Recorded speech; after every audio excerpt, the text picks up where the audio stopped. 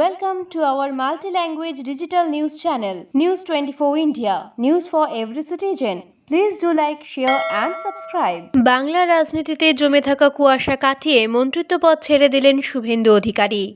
রাজ্যের পরিবহন ও সেচ দপ্তর থেকে পদত্যাগ করে সেই পদত্যাগপত্র মুখ্যমন্ত্রীকে পাঠিয়েছেন বলে জানা গেছে। এছাড়া পদত্যাগপত্রের কপি রাজ্যপালকেও পাঠিয়েছেন বলেও জানা গেছে। আজ সকালে জেড ক্যাটাগরি সিকিউরিটি ছেড়ে দিয়েছেন শুভেন্দু।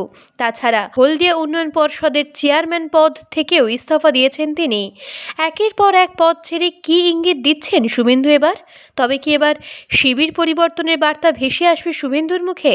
যদিও বিধায়ক পদ না ছেড়ে এখনো ধোঁয়াশা বজায় থেকে গেছে রাজনীতির আকাশে। আজ দুপুরে কলকাতা শহরের বুকে এক চলন্ত বাসে ভয়াবহ আগুন লাগে।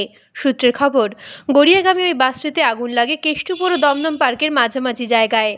আগুন লাগতে আতঙ্কিত যাত্রী ও বাসকর্মীরা বাস থেকে বেরিয়ে আসেন।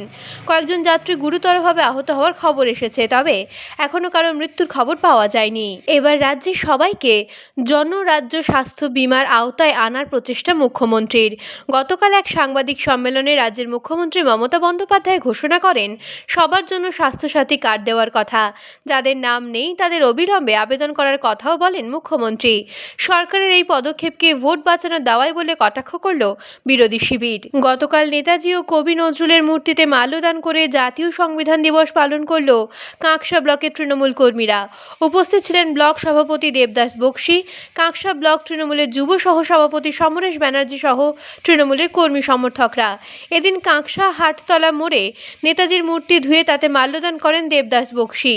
পাশাপাশি এদিন কাঁকসা হাটতলার নজরুল ইসলামের মূর্তিকেও সাফাই করে মূর্তিতে মাল্যদান করে তাকে শ্রদ্ধা জানান তৃণমূল কর্মীরা। আর্জেন্টিনা থেকে ভারত দূরত্বটা অনেকটা হলেও মারাদোনার ফুটবল যেন সবকিছু ছড়িয়ে মন জয় করেছিল মানুষের। আর এই ফুটবল তারকাকে দেখে জাগলিং শেখা হাওড়া জেলার বালির বাসিন্দা উত্তম দাসের। 2008 সালে প্রিয় তারকার সামনে জাগলিং দেখে রাজপুত্রের ভূয়সী প্রশংসা, আলিঙ্গন আর চুম্বন জুটেছিল বালির উত্তম দাসের। প্রিয় তারকার প্রয়াণে তাই শোকের ছায়া উত্তম দাসের চোখে।